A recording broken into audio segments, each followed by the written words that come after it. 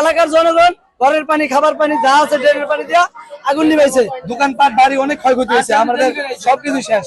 আনুমানিক 5-5.5 লাখ টাকার ক্ষয়ক্ষতি হয়েছে। এটা আল্লাহর কাছে লাখ লাখ শুকরিয়া, আল্লাহর রহমতে যে বেশি ক্ষয়ক্ষতি হয় নাই।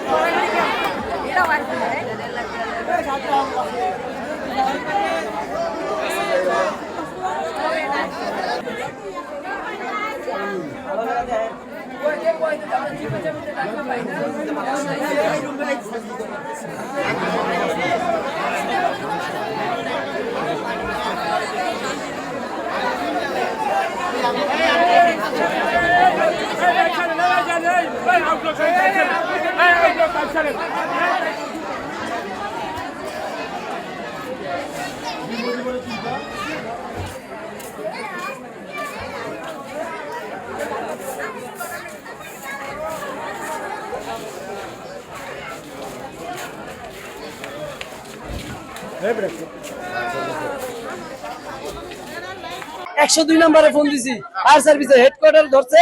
এরা বলছে যে কোন এরিয়া, টঙ্গী এরিয়ায় এরশাদনগর 3 নম্বর ব্লক টিএস স্কুলের সাথে পাশে আগুন লেগে পুড়ে যেতেছে, আপনার তাড়াতাড়ি আসেন। উনি 10 মিনিট পরে আমার ফোন ব্যাক করে বলে আবার ঠিকানা বলেন। তারপর বলার পরে তখন বাজে 7:55, ওনারা আসছে 8:30-এ। ওনারা 8:30-এ আসছে আগুন নিভানোর পরে। এলাকার জনগণ ঘরের পানি, খাবার পানি যা আছে ড্রেনের পানি দিয়া আগুন নিভাইছে। তারপরে ফায়ার সার্ভিসের গাড়ি এসেছে। আমাদের ঘরে সবকিছু আছে, দোকান বাড়ির সাথে দোকান, আমার দোকান আমি এটা চালাই, ঠিক আছে। দোকানের মাল সামানা অনেক কিছু ক্ষয়ক্ষতি হয়েছে, অনেক কিছু নিতে পারছি, অনেক কিছু নিতে পারিনি, পুড়ে গেছে, ঠিক আছে। এখন ঘরে তো সবকিছুই বাদ, ঠিক আছে। এখন এটা পাশের বাড়ি 5-6টা বাড়ি একসাথে অনেক ক্ষয়ক্ষতি হয়েছে, দোকানপাট বাড়ি অনেক ক্ষয়ক্ষতি হয়েছে, আমাদের সবকিছু শেষ। পদ্মা সেতু, মেট্রো রেল এবং এলিভেটেড এক্সপ্রেসওয়ে নির্মাণের গর্বিত অংশীদার বসুন্ধরা সিমেন্ট। খেলা অবস্থায় দেখি আগুন লাগছে, মসজিদে মাইকিং ছিল, এলাকাবাসী ফায়ার সার্ভিসকে ফোন দিয়েছে, ফায়ার সার্ভিস গাফলতিতে আমরা এলাকার জনগণ যেভাবে ঝাঁপা পড়ছি, আর আগুন লাগার সাথে সাথে একসাথে 4টা রুম ছড়ায় গেছে। আমার বাসা ঘরে ফার্নিচার, এমনকি টেলার্সের মাল সাবানা, কিছু মাল সাবানা, ভাড়াটে এগো মাল সাবানা, আনুমানিক 5-5.5 লাখ টাকার ক্ষয়ক্ষতি হয়েছে। এটা আমার নিজের, আর আশেপাশে আলাদা আরো 2-3 রুম, 2-3 বাড়ি পাওয়া গেছে। এটা তারা বাকিটা বলতে পারবে। আমি অফিসে ছিলাম, আমি অফিসে আসার পরেই দেখতেছি যে আগুন।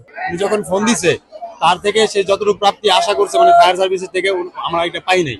আর আমাদের যে এলাকা, আমাদের এলাকাটা সবসময় অবহেলিত।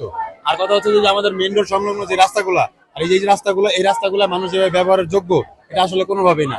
আর এই যে আগুন লাগলে একটা বাড়ির সাথে একটা বাড়ি যে মানে এখনো সংলগ্ন ভাবে থাকে, আমরা কোনোভাবেই আমরা এটা পাচ্ছি না। হ্যাঁ, আর দ্বিতীয় কথা হচ্ছে আজকে এলাকাবাসী যে পরিচয়টা দিছে, যে এরশাদনগরবাসী সবাই একসাথে মানে থাকার মতো একটা পরিবেশ যা আছে, এটা তারা প্রমাণ দিছে।